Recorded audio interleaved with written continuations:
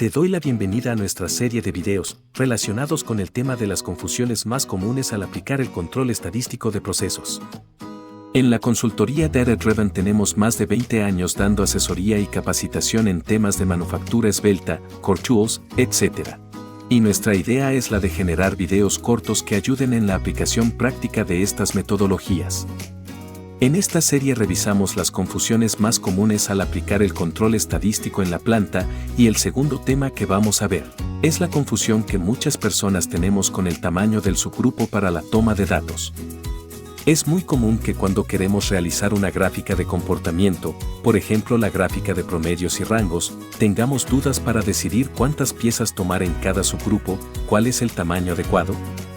¿Estoy tomando muchas o son muy pocas?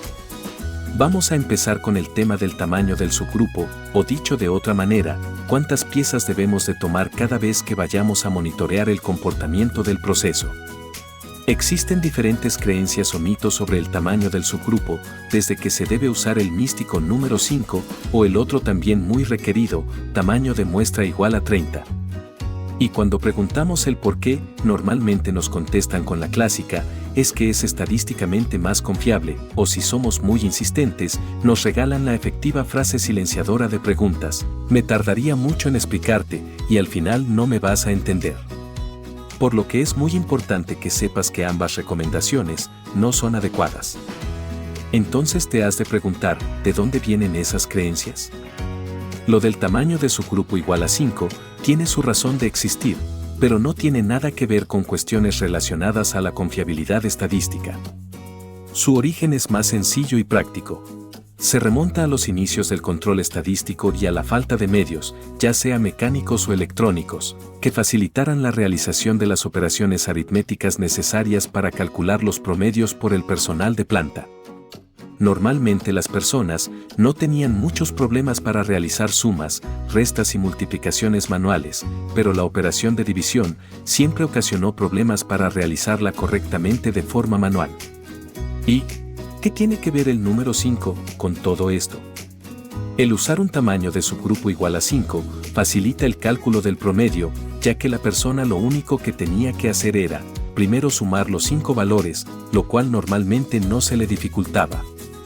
Posteriormente multiplicaba por 2 ese total y finalmente corría el punto decimal de ese resultado una posición hacia la izquierda y ese número era el promedio del subgrupo.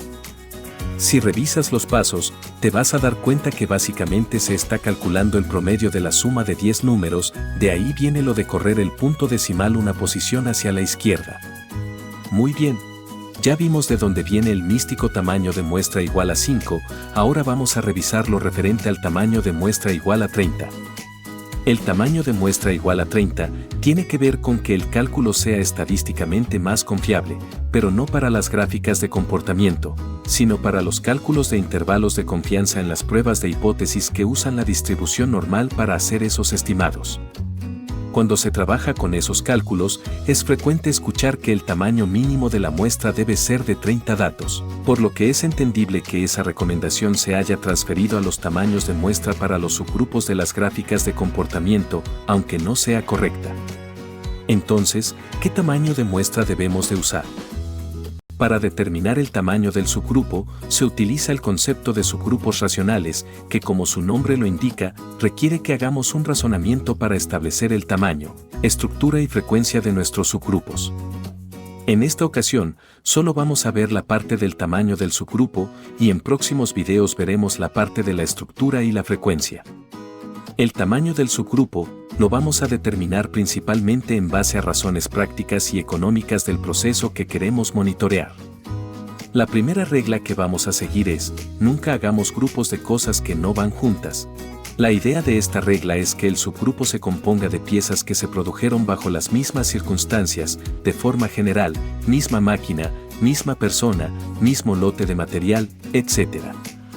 Por ejemplo, si el proceso tiene un tiempo de ciclo por pieza muy largo, digamos 45 minutos, el usar un tamaño de subgrupo de 5 piezas, va a provocar que piezas que se produjeron en condiciones muy distintas formen parte del mismo grupo, por lo que nos convendría más el usar un tamaño de subgrupo pequeño, inclusive igual a 1. Lo mismo pasaría si el tiempo de inspección es muy largo, ya que un tamaño de subgrupo grande generará un atraso entre el tiempo en que se produjeron las piezas y la llegada de la información sobre el subgrupo que se formó. De manera similar, si la inspección es una prueba destructiva, por ejemplo una prueba de tensión, el usar un tamaño de subgrupo grande nos impactaría en los costos del monitoreo.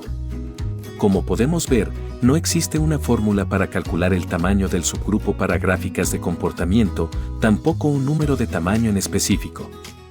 La razón de esto es que el tamaño depende de las circunstancias particulares del proceso que queremos monitorear. Por lo tanto, una persona que no conozca estas circunstancias no puede cuestionar el tamaño de subgrupo que estamos utilizando y menos sugerir un tamaño en especial. Esperamos haber podido aclarar tus dudas sobre el tamaño del subgrupo y que puedas ver que el tamaño puede ser tan pequeño como de una sola unidad.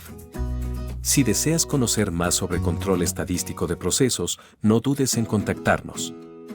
Tenemos programadas varias capacitaciones online sobre este tema.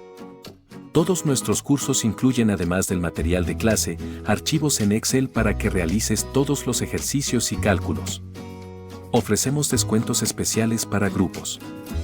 Anímate, será un placer atenderte.